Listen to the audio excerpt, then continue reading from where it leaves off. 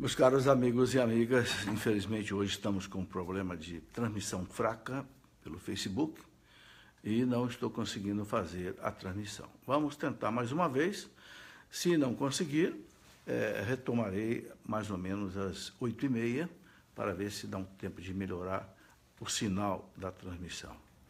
Bem, eu estava dizendo que nós queremos conversar um pouco sobre o dia de Nossa Senhora do Carmo, que seria amanhã, dia 16, mas como nós temos um domingo, então a festa normalmente é deslocada para a segunda-feira. Bem, vamos colocar aqui duas coisas nessa nossa conversa, se com a graça de Deus essa nossa transmissão não for interrompida.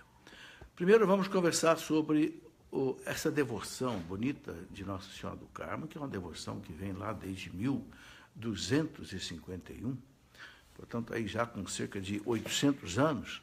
E depois, eu quero também conversar um pouco sobre algumas verdades que a Igreja ensina sobre a Virgem Maria.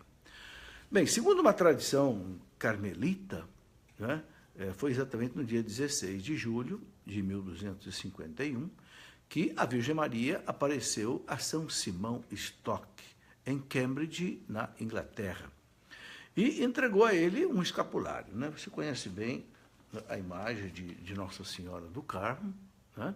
Com o escapulário, né? E aqui você conhece muito bem o escapulário que a Igreja nos recomenda. Bem, então Nossa Senhora entregou a São Simão Stock, que era o superior geral dos carmelitas, né? E que tinha assim, uma santidade muito grande, tanto é que foi canonizado.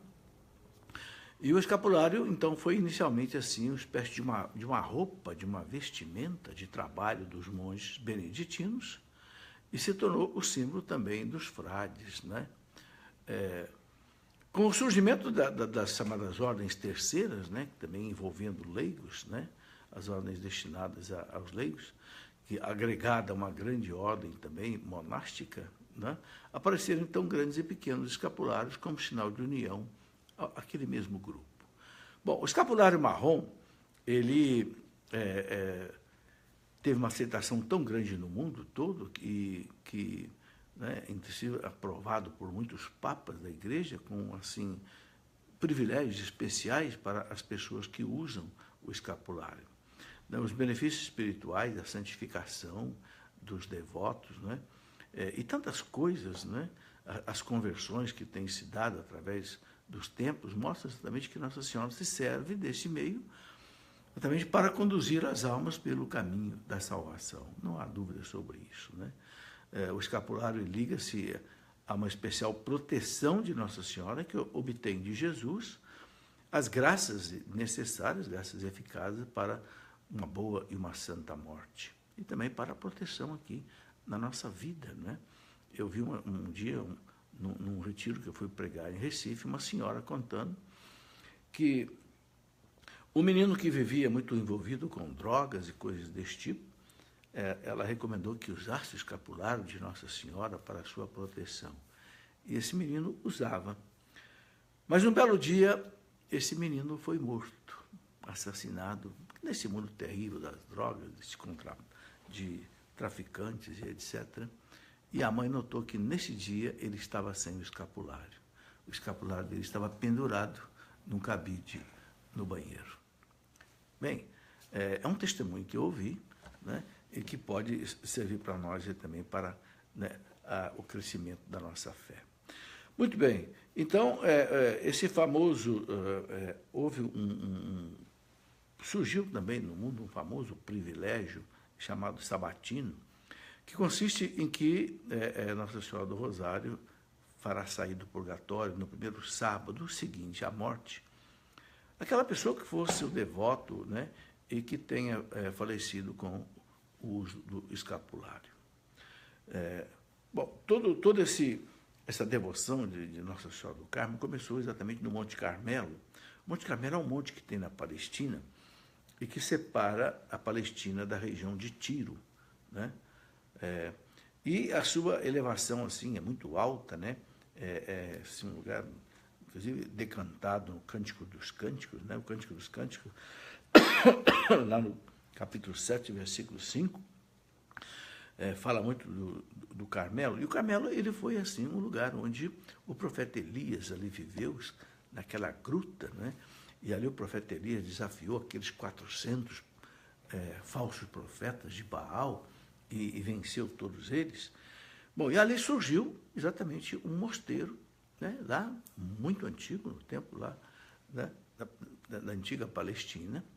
Mas depois esse mosteiro, a partir de mais ou menos 1200 e pouco, ele começou a ser muito perseguido pelos muçulmanos que invadiram a Terra Santa. Então, esses mosteiros dali se transferiram para a Europa.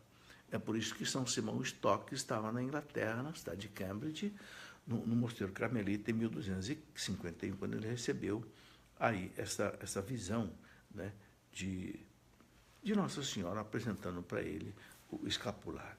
Bem, hoje nós temos, meus irmãos, né, aqui no Brasil, uma quantidade enorme de carmelitas descalços. Eu gostaria de explicar que hoje, né, os carmelitas, eles se dividiram em vários tipos de segmentos. Havia inicialmente os chamados carmelitas mais antigos, né?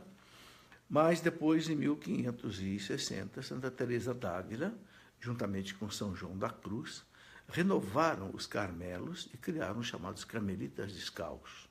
Então, tinham os carmelitas da observância antiga, mas que estavam, assim, numa decadência muito grande, por volta aí do século XVI, e Santa Teresa d'Ávila, que entrou para esse Carmelo, assim, um tanto quanto relaxado, vamos dizer. Santa Teresa um dia reuniu algumas irmãs com ela, né, na sua casa, e começaram um Carmelo novo, exatamente o Carmelo São José, na cidade de Ávila. Esse Carmelo está lá. Começou naquela sala, inclusive o Papa esteve ali, o Papa João Paulo II, uma vez também, do lado do primeiro Carmelo que ela renovou, né, em 1560. E depois ela renovou cerca de 18 Carmelos pela Espanha toda, e depois também São João da Cruz, né, o carmelita também renovou o Carmelo masculino. Hoje nós temos os carmelitas descalços, esses que Santa Teresa renovou, e temos também os carmelitas da terceira ordem, que são os chamados carmelitas descalços seculares, onde tem leigos que participam, ok? Bom, eu gostaria de colocar aqui para as pessoas conhecerem um pouco os carmelos que existem no Brasil. Então, nós temos as carmelitas que ficam enclausuradas, aquele tipo de carmelitas que não sai do convento, entra ali e só sai dali, por exemplo, um extrema necessidade. Inclusive, eu vou muito aqui ao Carmelo de Aparecida, e inclusive, eu dou uma formação ali para as irmãs sobre o catecismo da Igreja Católica, e para vocês terem ideia, eu não entro no ambiente delas, né? Há uma grade que separa, inclusive, qualquer pessoa de fora para elas. Inclusive, qualquer tipo de visita é feita através das grades, elas não têm contato com o mundo. É uma vida de completa oração. Acordam às 4 horas da manhã e vão se deitar mais ou menos às 8 horas da noite, e tem todas as orações de 3 em 3 horas, o ofício das horas, tem a missa, depois tem o tempo também de meditação individual, oração individual, tem também as orações em comuns, enfim, e todo um trabalho de atividade. E uma coisa impressionante, aqui, por exemplo, no Carmelo de Aparecida, tem hoje mais ou menos 23 irmãs, né? E eu noto alegria no rosto delas, né? Muita gente não entende, né, essa vida enclausurada de carmelita, acha que pode ser uma vida triste. Não, eu vejo as irmãs ali, todas, um sorriso nos lábios de todas elas. Irmãs novas, às vezes com 20 e poucos anos, irmãs já velhinhas, já com cerca de 70 anos de idade. Mas, meus irmãos, é uma alegria, né? Bem, aqui no Brasil, nós temos bastante carmelos, né, tanto de homens quanto de mulheres. Homens tem bem menos, por exemplo. Nós temos os conventos masculinos no Brasil, aqui os chamados carmelitas eremíticos de Itapeva, no Rio Grande do Sul. Temos a província carmelita pernambucana, em Pernambuco. Temos a província carmelitana de Santo Elias, em em Unai, Minas Gerais. Temos o convento de São João da Cruz, em Porto Alegre, no Rio Grande do Sul. O convento de São José, em São Paulo. O convento de Nossa Senhora do Carmo, em Belo Horizonte. São esses conventos masculinos que temos no Brasil. Agora, conventos femininos é uma quantidade enorme, né? Nós temos, por exemplo, em Jaboticabal, São Paulo, Paranavaí, Paraná, Belo Horizonte, Aparecida, Francisco Beltrão, no Paraná, Campo Mourão, no Paraná, Pouso Alegre, Minas Gerais, Franca, São Paulo, Curitiba, Paraná, São José, Santa Catarina, Caxias do Sul, no Rio Grande do Sul. Temos o Carmelo Feminino também em Porto Alegre, Rio Grande do Sul. São Leopoldo, Rio Grande do Sul. Santa Maria, Rio Grande do Sul. Santo Ângelo, Rio Grande do Sul. Giruá, Rio Grande do Sul. Impressionante como tem Carmelos no Rio Grande do Sul. Depois temos em Itajaí, Santa Catarina. Na cidade de Santos, no Rio Grande do Sul. Benevides, no Pará. Itapeva, Rio Grande do Sul. Rio Grande, Rio Grande do Sul. Belo Horizonte. Santa Catarina, temos lá um Carmelo também, São Paulo e Rio de Janeiro, temos o Mosteiro de Santa Teresa em São Paulo, Parnamirim, no Rio Grande do Norte, e Jundiaí, São Paulo. É uma quantidade enorme de mosteiros femininos. A gente percebe que a mulher é muito mais atraída para esta vida religiosa, essa vida de contemplação, do que o homem. Bem, um outro dado interessante que eu gostaria de dar é que a Ordem do Carmelo, né, que originalmente foi chamada de Ordem dos Irmãos da Bem-aventurada Virgem Maria do Monte Carmelo. Esse era o nome oficial. É uma ordem religiosa, né, que surgiu então no século XI, né, e que foi depois aprovada pela Igreja. A palavra Carmelo significa jardim, né? É um jardim interessante que todos os Carmelos têm sempre um jardim interno, né, onde as irmãs têm ali um intervalo dos seus recreios, vamos dizer assim, e conta com a tradição lá do profeta Elias, como eu coloquei. Agora, uma coisa muito interessante é como o Carmelo já deu santos para a Igreja. Eu gostaria de relembrar aqui alguns desses santos. Por exemplo, a grande Santa Teresa d'Ávila, né, doutora da Igreja, né, que deixou obras maravilhosas, por exemplo, a vida de Santa Teresa d'Ávila. Ela escreveu O Caminho de Perfeição, As Moradas, né, uma mística extraordinária. Santa Teresa deixou uma contribuição extraordinária para a Igreja, uma carmelita. Filha dela, bem recentes, Santa Edith Stein. Santa Edith Stein foi uma carmelita que era uma intelectual alemã, judia. Veja, muita gente pensa assim, negócio de religião, isso é para pessoa que não tem cultura, não tem... Santa Edith Stein era doutora em filosofia nas universidades alemãs, judia. Não era cristã. Mas um dia ela começou a ler a vida de Santa Teresa d'Ávila e ficou tão encantada que ela passou a noite inteirinha lendo a vida de Santa Teresa d'Ávila. Santa Edith Stein. Quando ela terminou de ler a vida de Santa Teresa d'Ávila, Santa Edith Stein tomou uma decisão: eu quero ser batizada, eu quero ser cristã.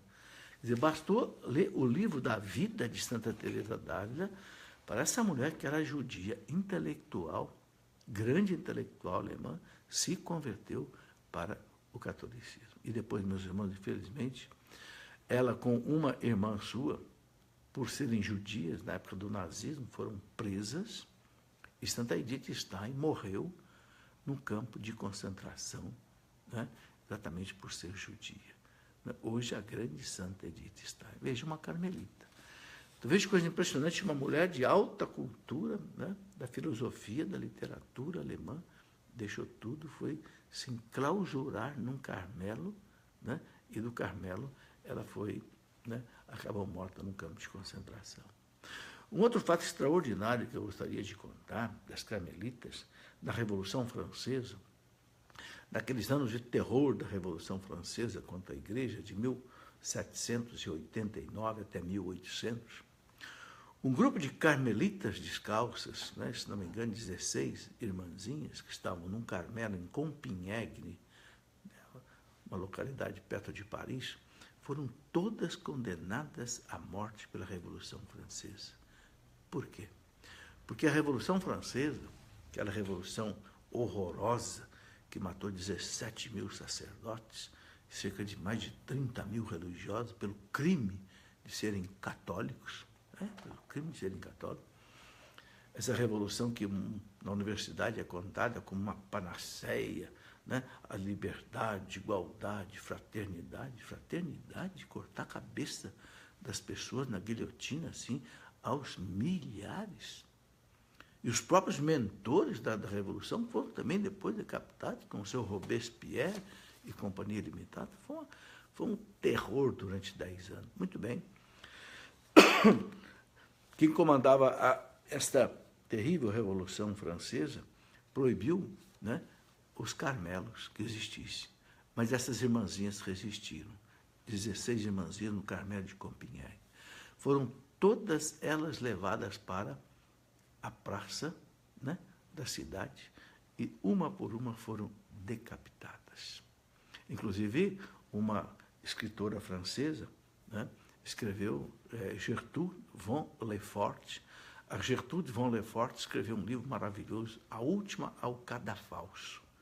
Cadafalso é a guilhotina, onde se cortava a cabeça, né, das pessoas. Então, por que chama a Gertrude von Lefort chamou de A Última ao Cadafalso? Porque todas as irmãs foram decapitadas e a última foi a Madre Superior. Então, a Madre Superiora, uma por uma, ia consolando, né, até o momento da morte. Algumas choravam, algumas, né, teve uma irmãzinha que disse para ela: Madre, senhora me perdoe, porque eu não acabei de ler hoje o ofício das horas, a liturgia das horas, né? A Madre Superior disse a ela: minha filha, não se incomode, nós vamos acabar de rezar lá no céu. Daqui a pouco nós vamos nos encontrar lá. E depois de ter decapitado todas, ficou a Madre Superiora. Então a Madre, né, foi ser decapitada, deu ainda uma moeda ao carrasco, né, e foi decapitada. A última ao cadafalso. Veja que coisa, essas irmãzinhas carmelitas lá de 1800, mais ou menos, ali em Compiègne. Então, houve muitos santos carmelitas, né? Eu gostaria de lembrar também, além de Santa Teresa d'Ávila, Santa Edith Stein, lembrar Santa Teresinha do Menino Jesus. Que coisa fantástica, Santa Teresinha do Menino Jesus, também ela doutora da Igreja, né?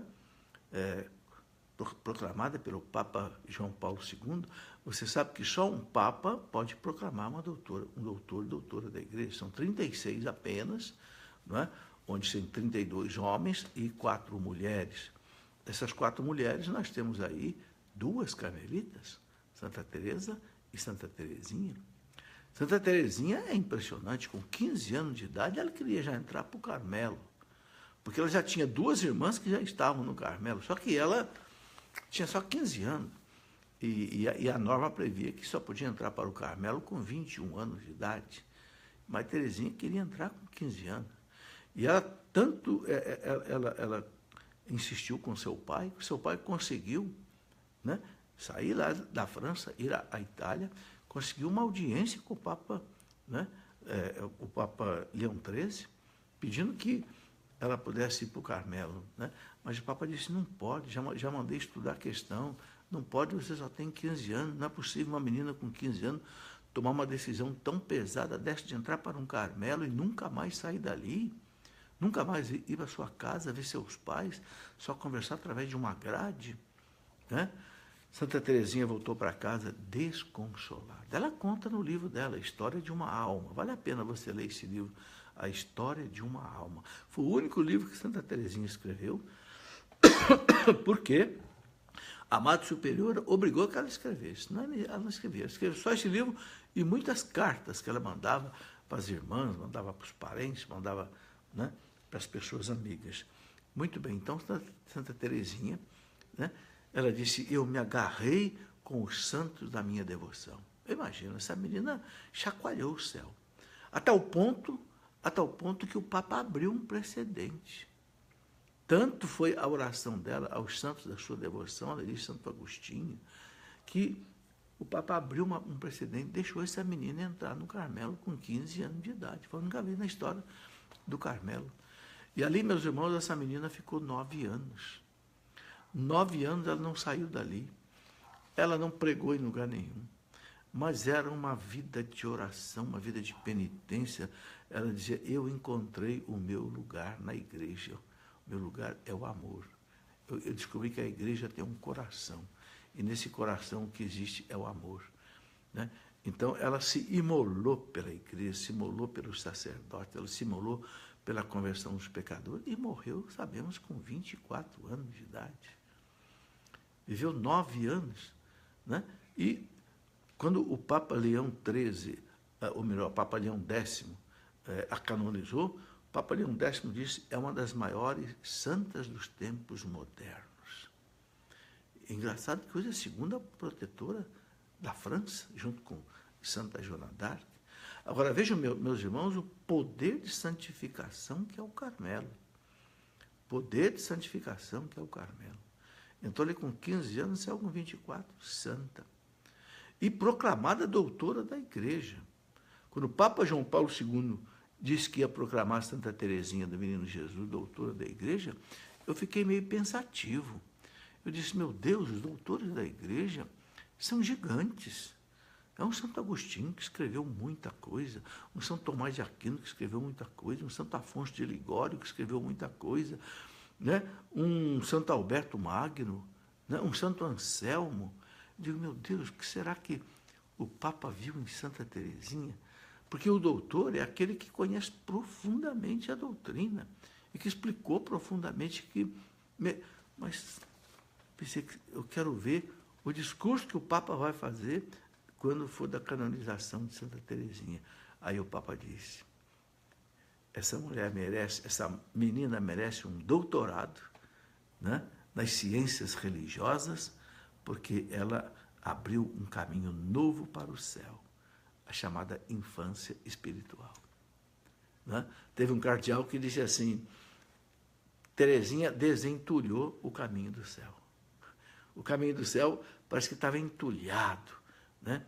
Parece que era difícil chegar ao céu, tem que fazer muita penitência, tem que usar o silício, tem que... Isso. Teresinha disse, não, como eu sou uma criança, eu não consigo fazer nada disso, então eu quero ser apenas uma criança nos braços de Deus. Né? Ela diz, eu quero ser como aquela bolinha que o menino Jesus brinca. Ele chuta para lá, chuta para cá, pode até, se quiser, furar essa bolinha. Eu quero ser, né, uma criança abandonada nas mãos de Deus. Ela inaugurou o que depois ficou sendo entendido como a infância espiritual. Aquilo que Jesus disse, né? Para entrar no reino de Deus tem que ser criança. Né? Para entrar no reino de Deus. Santa Teresinha mostrou de maneira prática para o mundo, para a igreja, o que é essa infância espiritual. Uma coisa maravilhosa. E uma outra Teresinha, aqui bem perto de nós, Santa Teresa de los Andes, Santa Teresa do Chile. Que coisa impressionante a vida dessa moça. Ela morreu com 19 anos. Conseguiu também entrar para o Carmelo. Depois houve uma reforma, o Carmelo passou a receber moças com menos idade. Santa Teresinha dos Andes viveu apenas 1 ano, e parece que 9 meses no Carmelo. Eu estou, se não me engano, com 18 anos, morreu com 19 e pouco, já canonizada. 1 ano e 9 meses que ela viveu, né? Vale a pena você conhecer as obras de Santa Teresa dos Andes, aqui do Chile, né? Santa canonizada pela igreja.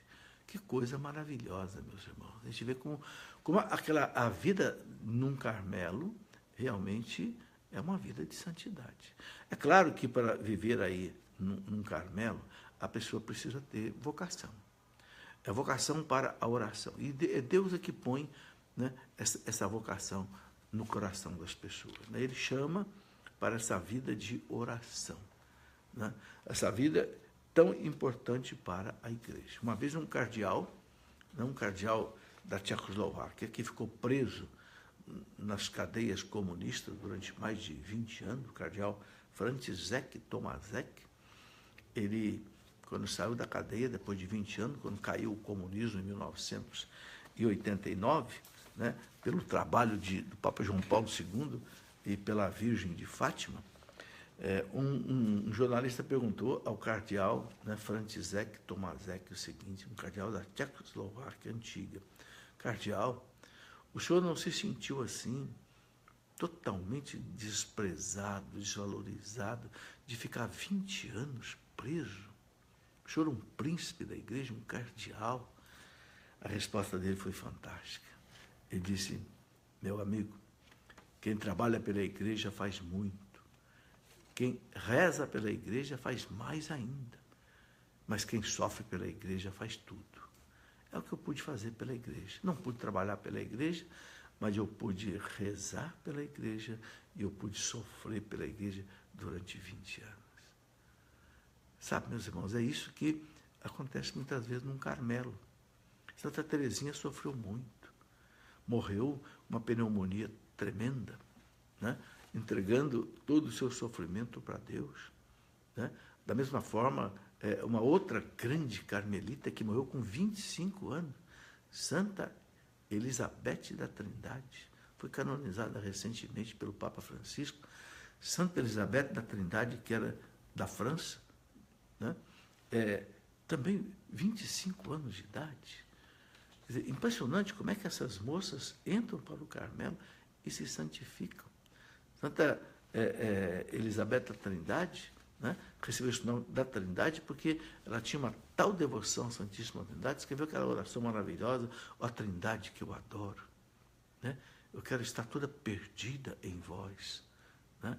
É uma oração fantástica de Santa Elizabeth da Trindade. Mas nós temos muitos outros santos, né, além de São Simão Stock, que é o superior que recebeu o escapulário. Santa Maria Madalena de Pazzi, né, que trabalhava muito com São Francisco de Sales. Depois também, já citei aqui as mártires de Copenhague. Teve também os mártires, né, carmelitas de Rochefort, na Inglaterra. E houve vários mártires também durante a Revolução Mexicana, né, na cidade de Guadalajara, no México. Então, há muitos e muitos, né, carmelitas que foram santos, que foram mortos. Eu gostaria de colocar aqui uma orientação de como é que a gente pode e deve usar o escapulário. O padre Paulo Ricardo, um dia ele deu uma entrevista onde ele explicou como é que o escapulário deve ser usado. Eu gostaria de colocar aqui um pouco da sua explicação. O padre Paulo Ricardo é um homem, né, nós conhecemos muito bem, um homem que tem uma erudição muito grande, muito bem formado, né?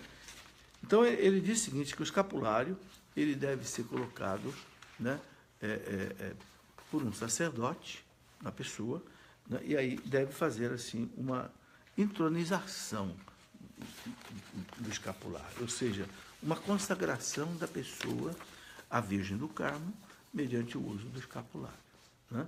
Existe, inclusive, uma norma, um rito para se fazer isso, e é bom que se faça desse jeito.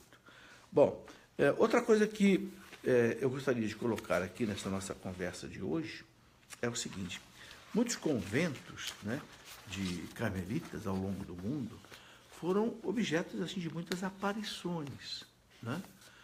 Aparições de Nossa Senhora, né? Há várias carmelitas em muitos tempos, né? Eu gostaria de relatar aqui alguns casos que me chamaram a atenção. Por exemplo, no convento de Nossa Senhora da Esperança, né, é um Carmelo de Beja, duas freiras carmelitas da antiga observância tiveram inúmeras aparições e revelações místicas ao longo da sua vida. Uma delas, a venerável Madre Mariana da Purificação, elas recebiam sempre um nome especial quando estavam no Carmelo, né? Ela recebeu inúmeras aparições do menino Jesus e o seu corpo foi encontrado, inclusive, incorrupto após a morte, o corpo dessa irmã, Madre Mariana da Purificação. E a venerável Madre Maria Perpétua da Luz escreveu 60 cadernos com as suas revelações do céu. Ambas as religiosas morreram com uma fama de santidade. Lá do Carmelo, né, da cidade de Beja. Depois, a venerável Maria Ana, né, que é uma religiosa carmelita descalça e também madre superiora do convento da Trindade de Munique, na Alemanha, ela recebeu inúmeras revelações e manteve contínuos diálogos com as almas do purgatório. Interessante isso, né? E essas revelações, que foram reconhecidas depois pela Igreja, contribuíram para acentuar a prática exatamente da devoção carmelita de oração em favor das almas do purgatório para conseguir o seu sufrágio. Porque uma dessas irmãs carmelitas, como eu disse aqui, né, do convento de Trindade em Munique, na Alemanha, recebeu essa revelação. E também a aparição de São Miguel Arcanjo, a irmã carmelita portuguesa Antônia, que por meio dessa revelação privada, né, lhe pediu que fosse honrado e Deus glorificado através da recitação de 9 invocações. Essas 9 invocações correspondem a apelos dirigidos aos 9 coros dos anjos e deram origem ao chamado Terço de São Miguel Arcanjo. Então, quem conhece o Terço de São Miguel Arcanjo, né, tão difundido, esse terço surgiu de uma aparição de São Miguel Arcanjo, a uma carmelita portuguesa chamada Antônia, né? E esta aparição e essa respectiva devoção, né, foram aprovadas pelo Papa Pio IX em 1851. É importante dizer isso. Quando uma devoção, uma aparição é aprovada por um Papa, aí nós temos, então, uma aprovação eclesiástica para fazer uso dessa devoção.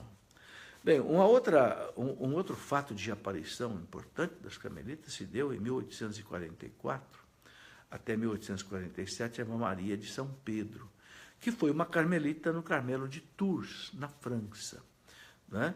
Ela recebeu inúmeras aparições de Jesus, aos quais deram origem à devoção da Sagrada Face, que depois Santa Teresinha do Menino Jesus era tremendamente devota.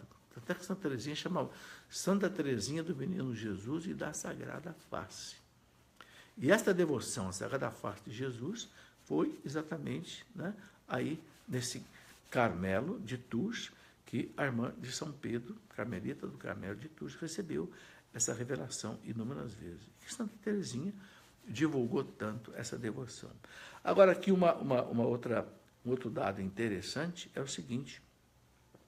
Em 1917, quando houve aquele sinal do sol, né, na última aparição, apareceu Nossa Senhora do Carmo, com São José e o Menino Jesus. É interessante isso, né?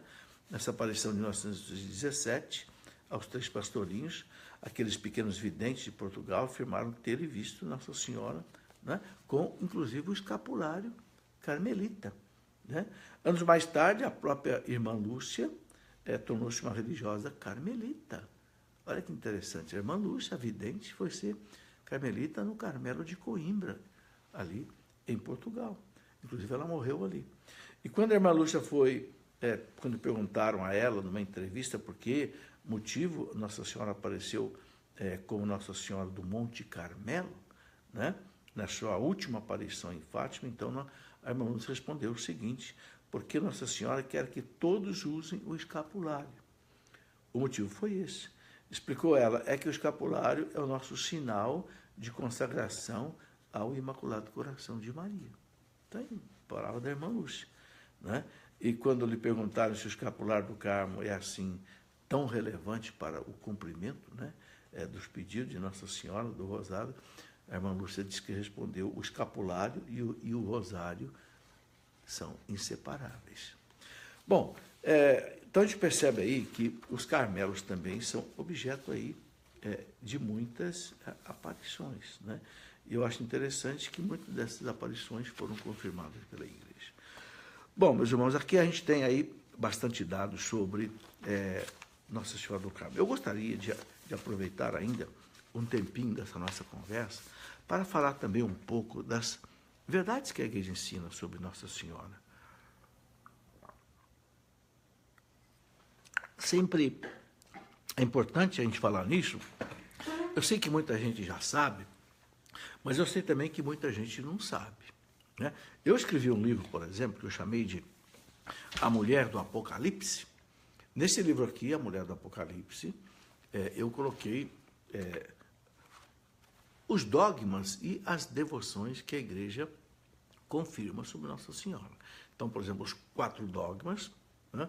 O dogma da maternidade divina, Maria, Mãe de Deus, o dogma de Nossa Senhora Imaculada, concebida sem pecado original, o dogma da virgindade perpétua de Nossa Senhora e o dogma da sua assunção ao céu. E junto com isso, com esses dogmas, a igreja também fala das devoções a Nossa Senhora, Nossa Senhora medianeira de todas as graças.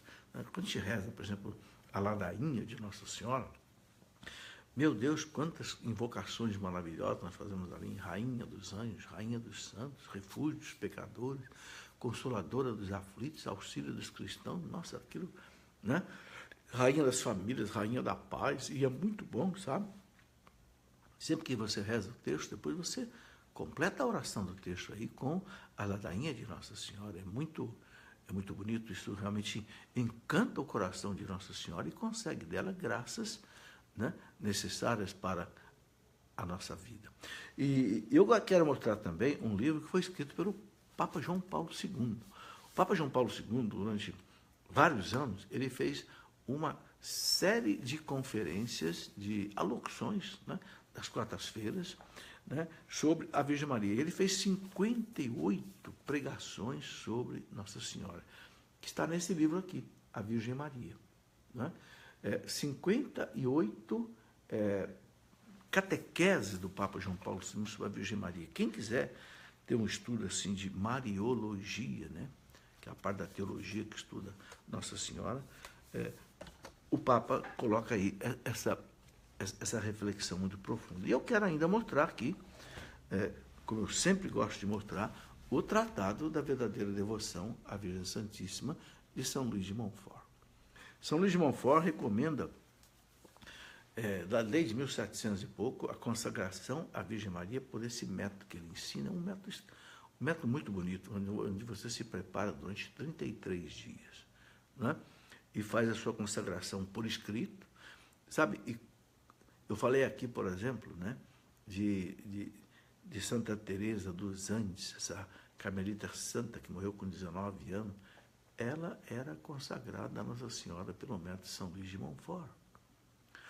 O nosso frei, né, brasileiro, né, Frei Antônio, aqui de Guaratinguetá, né, Frei Antônio Galvão, ele fez a consagração dele a Nossa Senhora pelo método São Luís de Montfort. Inclusive, ele assinou com os próprios sangue, porque o tratado pede para escrever a oração, se consagrando e assinar.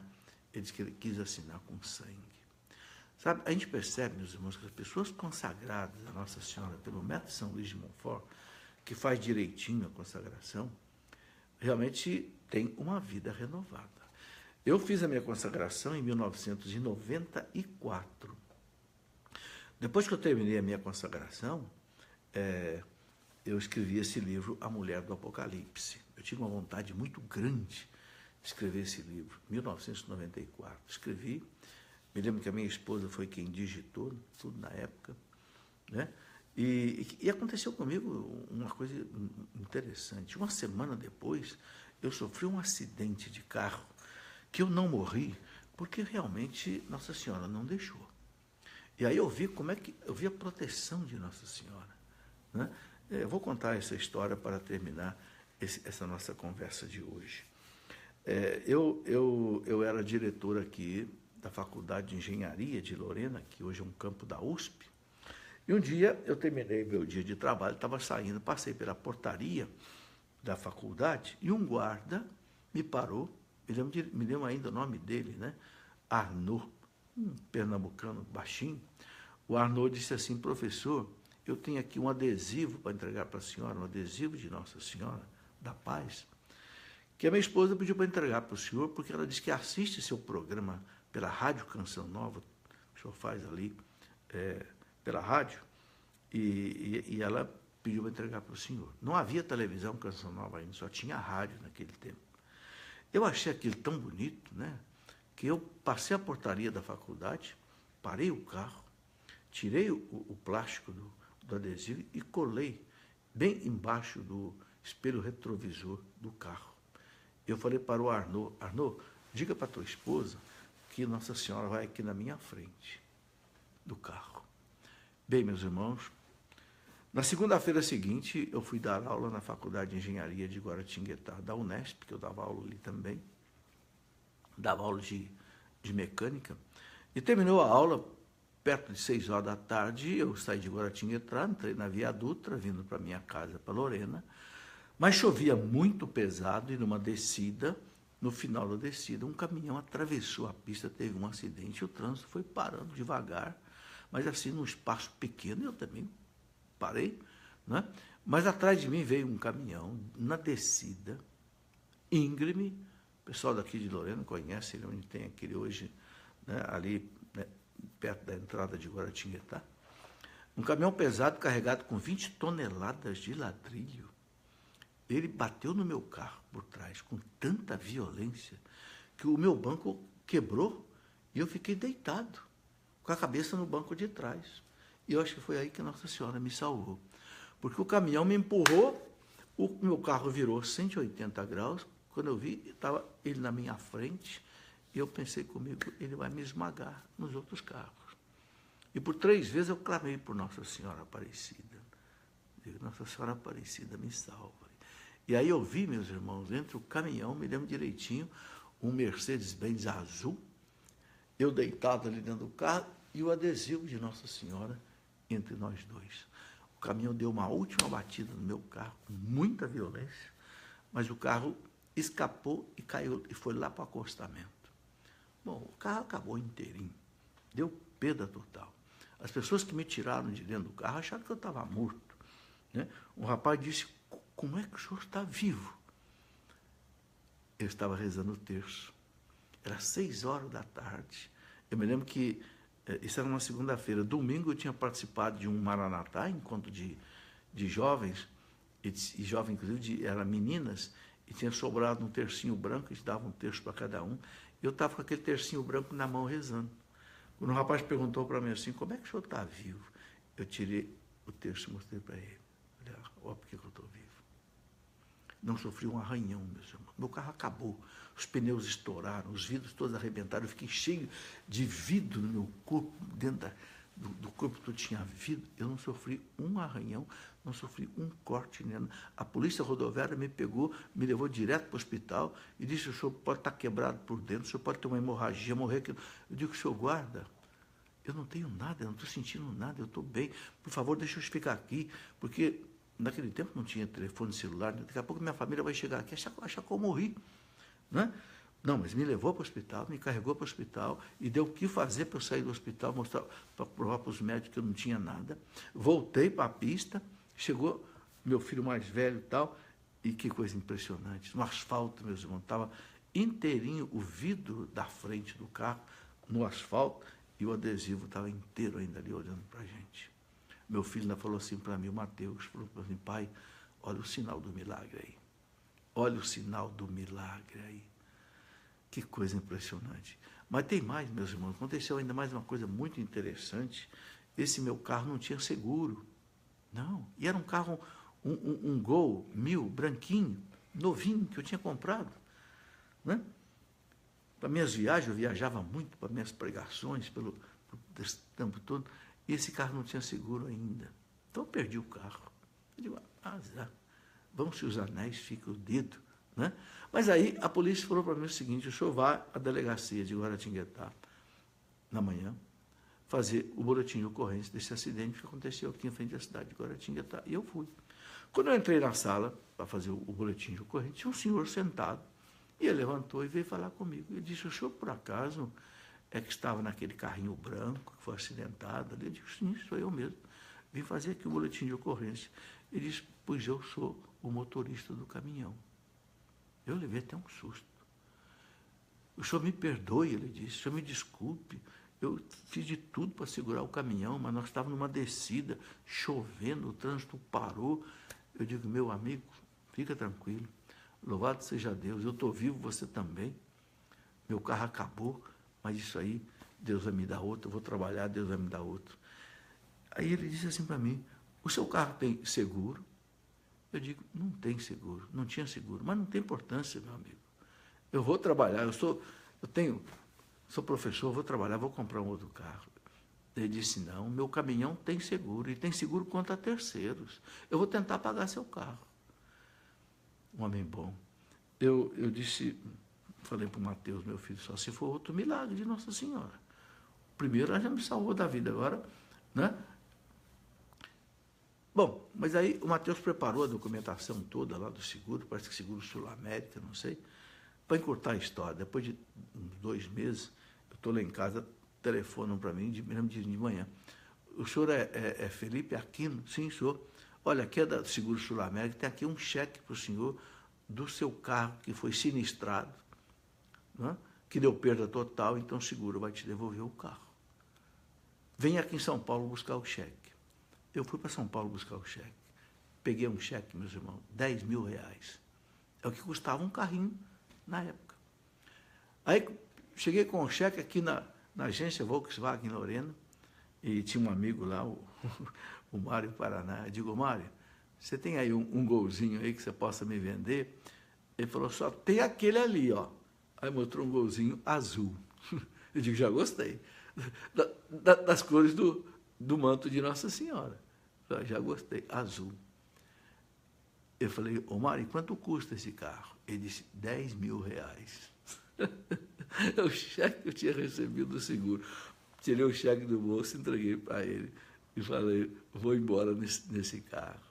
E fiquei com um carrinho azul. Nossa Senhora me salvou da morte, Nossa Senhora me deu um carro novo. E eu me lembrei daquela história que São João Maria Vianney contava. São João Maria Vianney contava uma história interessante, quando ele estava confessando que ele ficava às vezes 10 horas no confessionário, né? E não saía de jeito nenhum, porque ele sabia que ali é que ele salvava as pessoas, né? Um dia ele estava lá confessando, o sacristão chegou para ele e disse, Santo Cura, chamava de Santo Cura, Cura d'Ars, né? Seu quarto está pegando fogo, não sei o que houve, tem fogo no seu quarto. Ele disse, vá lá, apague, eu não vou lá, não vou sair daqui do confessionário, não. É o demônio. Ele não consegue pegar o pássaro, está destruindo a gaiola. Eu lembrei disso, né?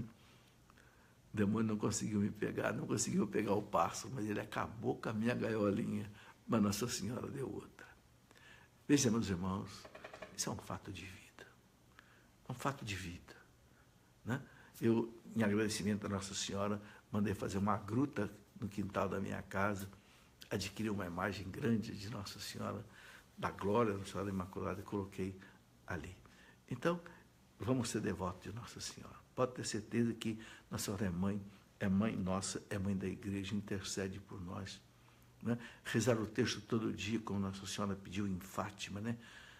Meus irmãos, Nossa Senhora disse, não há problema de ordem pessoal, familiar, nacional, internacional, que a reza do texto não possa resolver. Se a gente rezar o texto com devoção, os mistérios, né? Mistérios, né? Na segunda-feira, né? Rezar um mistério gozoso, como também no sábado, terça-feira, sexta-feira, os mistérios dolorosos, né? O mistério também luminoso na quinta-feira, né? Os mistérios gloriosos, né? No domingo, rezar, né? O terço, quantas graças e bênçãos a gente vai receber. Muito bem, meus irmãos. Ainda para terminar, quero mostrar um último livro, escrito pelo Dr. Scott Hahn, né? Salve Santa Rainha. O Dr. Scott Hahn é um ex-pastor presbiteriano americano, doutor em Bíblia, que batia na Igreja Católica de tudo que era forma. Mas um dia, Deus pegou, né, o Scott Hahn. Ele assistiu uma missa, como protestante ainda, como pastor protestante, se converteu na missa. Escreveu até aquele livro, O Banquete do Cordeiro, né? Muito bem, e o Scott Hahn hoje é um dos maiores pregadores e devotíssimo de Nossa Senhora. Ele reza o rosário todo dia. Ele veio aqui ao Brasil, pregar aqui na Canção Nova, que eu o convidei, estive na casa dele 2 vezes lá nos Estados Unidos. O Scott Hahn com o texto na mão o tempo todo, rezando o texto. Fiquei impressionado de ver. Tá aí, meus irmãos, um grande abraço a vocês todos. Que Nossa Senhora do Carmo nos abençoe. Eu quero aqui rezar com você, para terminar, esta oração que está atrás aqui da imagem de Nossa Senhora do Carmo. A oração diz assim: Senhora do Carmo, Rainha dos Anjos, canal das mais ternas mercês de Deus para com os homens, refúgio e advogada dos pecadores, com confiança eu me prostro diante de vós, suplicando-vos que obtenhais a graça que eu preciso. Peça aí a sua graça. Qual é a graça que hoje você precisa? Peça a Nossa Senhora do Carmo. Certamente a sua história está alegre, nós estamos aqui falando dela, né? Em reconhecimento, solenemente prometo recorrer a vós em todas as minhas dificuldades, sofrimentos e tentações, e farei tudo que ao meu alcance estiver, a fim de induzir outros a amar-vos, reverenciar-vos e invocar-vos em todas as suas necessidades. Agradeço-vos, Senhora, as inúmeras bênçãos que tenho recebido de vossa mercê e poderosa intercessão. Continuai a ser meu escudo nos perigos, minha guia na vida e minha consolação na hora da morte. Amém. Nossa Senhora do Carmo, advogada dos pecadores mais abandonados, rogai pela alma do pecador mais abandonado do mundo. Ó Senhora, rogai por nós que recorremos a vós. E agradecemos a Nossa Senhora com uma Ave Maria. Ave Maria, cheia de graça, o Senhor é convosco. Bendita sois vós entre as mulheres. Bendito é o fruto do vosso ventre, Jesus. Santa Maria, Mãe de Deus, rogai por nós, pecadores, agora e na hora de nossa morte. Amém. Eu quero terminar contando mais uma coisinha que eu esqueci. A devoção ao menino Jesus de Praga também foi uma irmã carmelita que recebeu esta devoção. Jesus menino, apareceu uma carmelita na Europa e disse ela o seguinte: aqueles que foram devotos a mim, na minha infância, e pedirem as graças pela minha infância, o menino Jesus de Praga, vão conseguir as suas graças. Está registrado também aí nos anais das Carmelitas. Um grande abraço, que Deus te abençoe, tenha um santo domingo, que Nossa Senhora do Carmo abençoe você, abençoe a sua família e abençoe o nosso Brasil. Em nome do Pai, e do Filho, e do Espírito Santo. Amém.